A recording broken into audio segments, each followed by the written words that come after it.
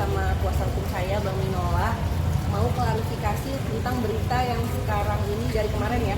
Dari kemarin menyatakan bahwasannya saya mencabut gugatan di pengadilan. Di sini saya mau meluruskan karena banyak sekali yang bertanya apakah benar atau enggak.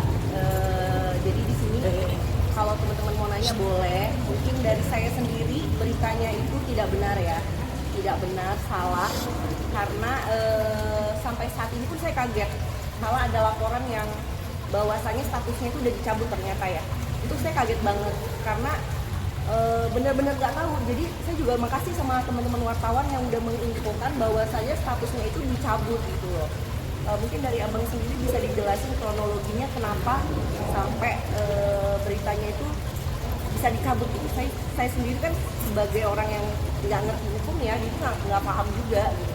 Ya, jadi seperti yang sudah berulang-ulang saya sampaikan ke beberapa teman media yang menanyakan tentang pencabutan itu, saya sudah mengatakan bahwa Dewi tidak pernah mencabut gugatannya.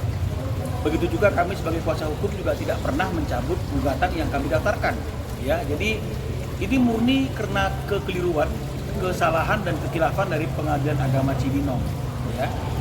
Di sidang terakhir, di mana majelis hakim itu meminta agar Dewi ikut hadir dalam persidangan itu, memang ada dialog dan komunikasi. Ya. Himbauan untuk Dewi ini apakah tidak bisa prosesnya menunda sampai kelahiran bayi. Meskipun diakui oleh majelis hakim itu dalam persidangan tidak ada halangan secara hukum untuk mengajukan gugatan meskipun dalam keadaan yang sedang hamil, ya. Jadi dari dialog itu Dewi hanya menyatakan nggak apa-apa, saya sabar kok untuk mengikuti proses ini.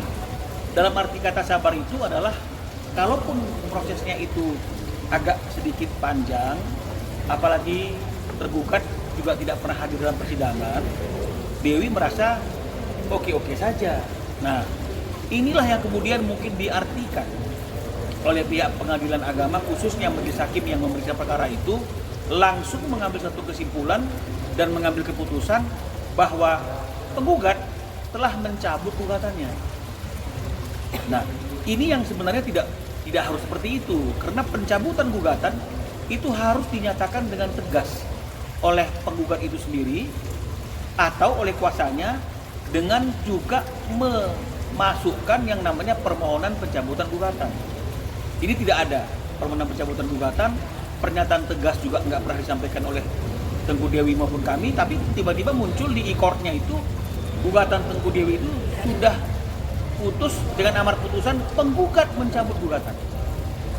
Ya, sebagai bukti bahwa pencabutan itu bukan datang dari kami sebagai penggugat, baik kuasa hukum maupun Tengku Dewi, maka pada tanggal 9 Juli, kami sudah menyurati Ketua Pengadilan Agama Cibinong, ya, bentuk surat komplain kami dan juga bentuk surat permohonan perlindungan hukum kenapa kok ada putusan di e-court yang menyatakan penggugat telah mencabut gugatan, padahal itu tidak pernah dinyatakan dengan tegas. Ya, kami juga sebagai kuasa hukum tidak memiliki kuasa untuk mencabut, karena harusnya kalau mau mencabut gugatan juga kami harus ada kuasa dari penggugat, ya, dari prinsipalnya langsung.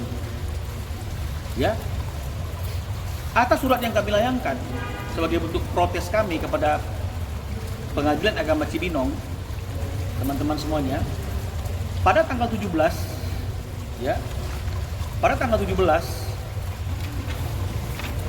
Pengadilan Agama Cibinong itu menyurati kami, memberikan undangan untuk diperiksa, untuk diklarifikasi apa fakta yang sesungguhnya, ya.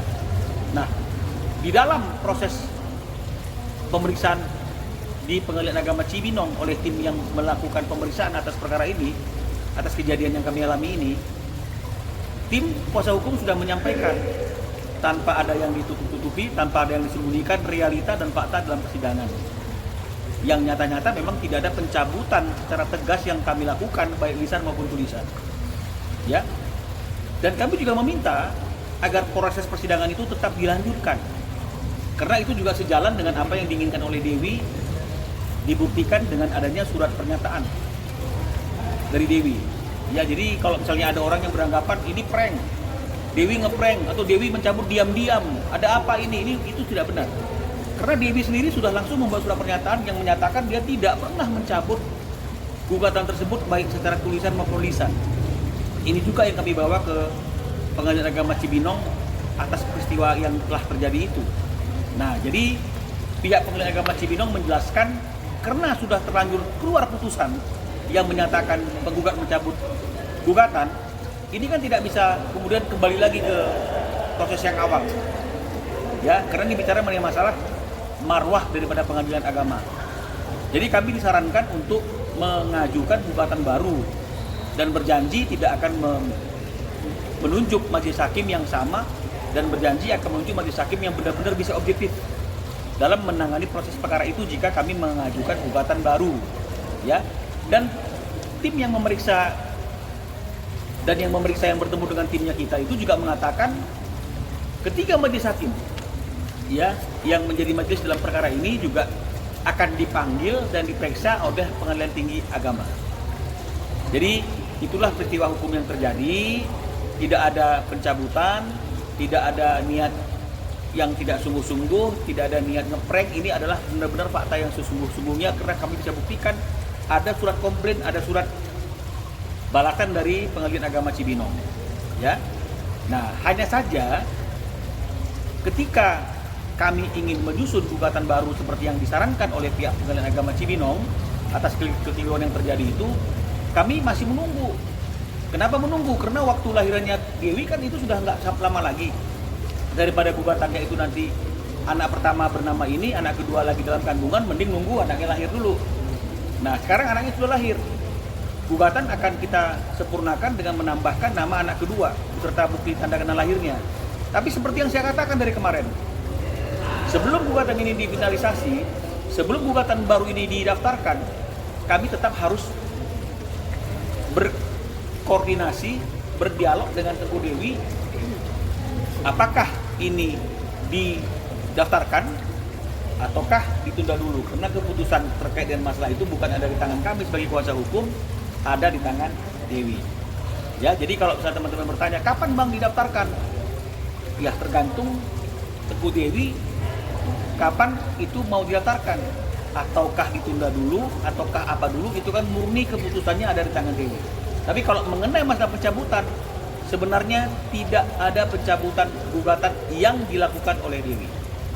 Ya, jadi itu yang bisa kami klarifikasi pada sore hari ini bersama klien kami Teguh Dewi. Mudah-mudahan tidak ada lagi miskomunikasi, mudah-mudahan tidak ada lagi prasangka-prasangka yang tidak baik atas peristiwa yang sedang dialami oleh Teguh Dewi.